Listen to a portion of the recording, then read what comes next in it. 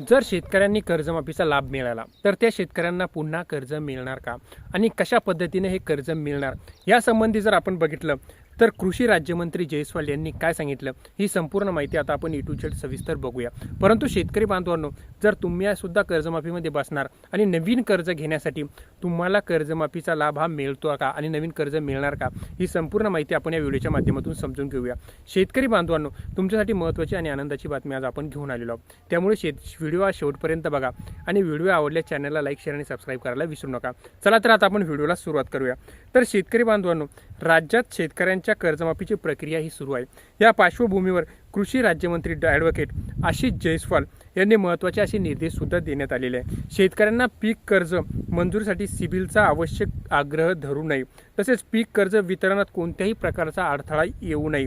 त्याचबरोबर असे निर्देश सुद्धा कृषी राज्यमंत्री जर आपण बघितलं ॲडव्होकेट आशिष जयस्वाल यांनी दिलेला आहे। कृषी राज्यमंत्री आज त्यांच्या रामटेक विधानसभा मतदारसंघामध्ये शेतकरी कर्जवाटप आणि कर्जमाफी संदर्भात रामटेक उपविभागीय अधिकारी कार्यालयात आढावा बैठक घेतली।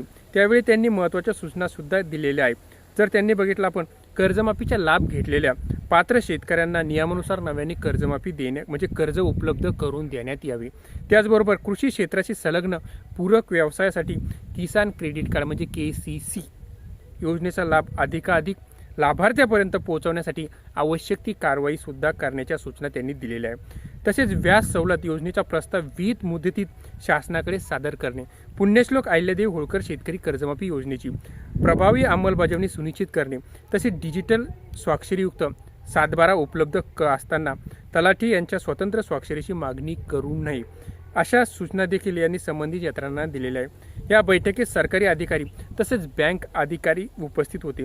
महात्मा ज्योतिबा फुले शेतकरी कर्जमाफी योजनेचा लाभ घेतलेल्यांना आता 50,000 ऐवजी 2 लाख रुपयापर्यंत नव्याने कर्ज म्हणजे लाभ मिळणार आहे। यापूर्वी जर बघितलं आपण अशा शेतकऱ्यांना नव्या योजनेत मर्यादित लाभ देण्यात आला होता, पण ही अट हटवण्यात आल्यामुळे आता त्या शेतकऱ्यांना सुद्धा 2 लाखापर्यंत कर्जमाफी मिळणार आहे। तसेच शेतकऱ्यांसाठी 2026-27 मध्ये नवीन कर्ज घेऊन ते वेळेत परतफेड करणाऱ्या शेतकऱ्यांची सुद्धा अट रद्द करण्यात आलेली आहे। त्यामुळे नियमित परतफेड करणाऱ्या शेतकऱ्यांसाठी सुद्धा मोठा दिलासा आहे। राज्यात जर बघितलं आपण राष्ट्रीयकृत बँका असो, व्यापारी बँका असो, खाजगी बँका असो, तसेच जिल्हा मध्यवर्ती सहकारी बँका असो, माहिती त्यांच्या आधारे शेतकऱ्यांची यादी सुद्धा तयार केली जात आहे। म्हणजे जर आपण एकंदरीत बघितलं तर त्या शेतकऱ्यांची कर्जमाफी होताच म्हणजे 30 जुलैच्या आत शेतकऱ्यांची कर्जमाफी झाली तर डायरेक्ट अशा शेतकऱ्यांना कसलीही सिबिलची अट न ठेवता त्या शेतकऱ्यांना डायरेक्ट पुढील नवीन जे कर्ज आहे त्यांना त्यांच्या क्षेत्राप्रमाणे जे मिळेल ते ताबडतोब उपलब्ध करून देण्याचे आदेश आणि निर्देश सुद्धा आपल्या राज्याचे कृषी राज्यमंत्री डॉक्टर आशिष जयस्वाल यांनी सांगितलेलं आहे। त्याचबरोबर शेतकऱ्यांना कोणत्याही पद्धतीने अडवणूक करण्यात येऊ नये, अशा शेतकऱ्यांना सरसकट हे जे नवीन कर्ज आहे ते देण्यात यावे।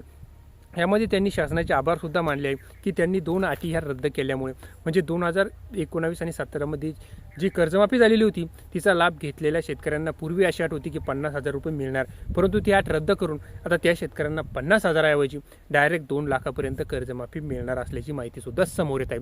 त्याचबरोबर जे शेतकरी नियमित कर्ज परतफेड करतात त्यांना अशी अट ठेवण्यात आलेली होती 23-24, 24-25, 25 तिन्हीपैकी 2 वर्षात त्यांनी कर्ज भरलेलं पाहिजे, त्या शेतकऱ्यांना 50,000 मिळणार होते, परंतु ही सुद्धा अट रद्द करण्यात आलेली आहे। आणि शेतकऱ्यांना आता नवीन कर्ज उपलब्ध करून देण्यात यावे आणि शेतकऱ्यांच्या याद्या सुद्धा प्रसिद्ध करण्यात यावा, अशी माहिती सुद्धा कृषी राज्यमंत्री डॉक्टर आशिष जयस्वाल यांनी दिलेली आहे। शेतकरी बांधवांनो, ही होती संपूर्ण माहिती आवडल्या चॅनलला लाईक शेअर आणि सबस्क्राईब करायला विसरू नका। धन्यवाद।